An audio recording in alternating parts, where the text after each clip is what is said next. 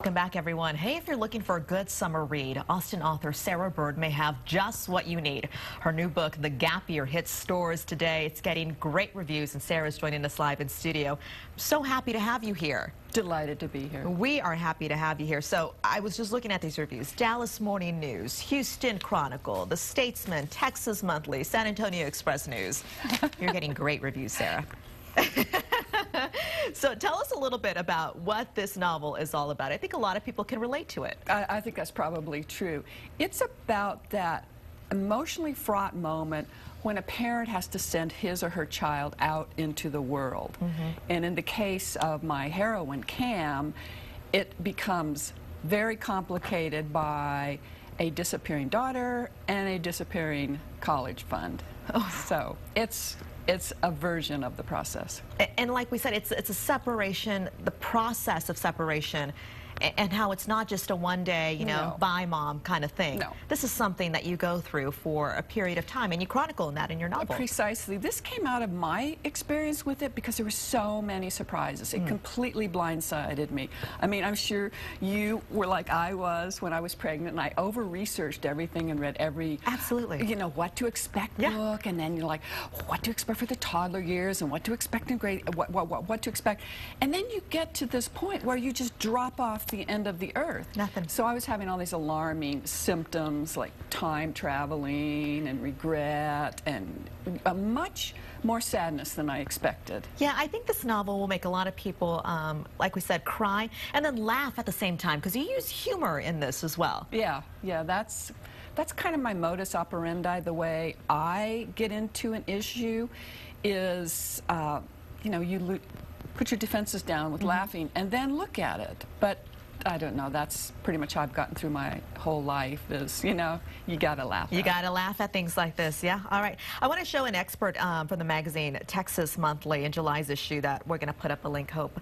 And the expert, it's funny, but it's heartbreaking at the same time. The sample really hits on friendship between two moms, the problems they're having with their daughters. Yeah. And then we pulled a couple of quotes that we should put up from the Gap Year.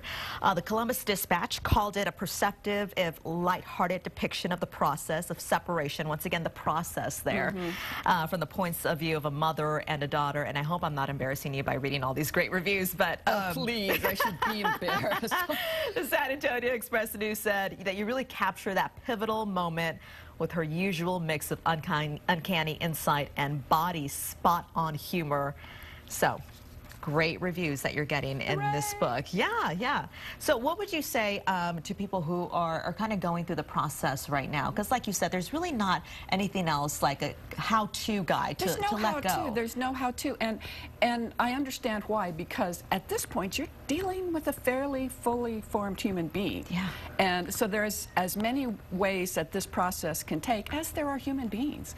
You know, and some kids are very directed, and you know, they've known since first grade that they wanted to be an accountant or an opera singer, whatever they know. And then they're the explorers.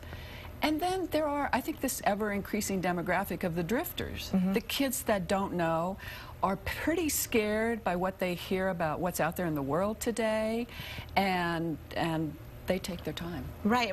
And the process too for the person who's leaving away too. I mean that can be quite the shock, you know, away from mom and dad, and then being on your own. But you kind of want that sense of independence when you're 18 and you want to get out there. Of course, and it's a tough row for parents to navigate when you let go and when you realize your child isn't ready for you to let go, and it's very tough to know where they are at what point, you know, especially if they're in another state, going to another college, and you know, and they're 18 and you no longer have access to their records. Surprise!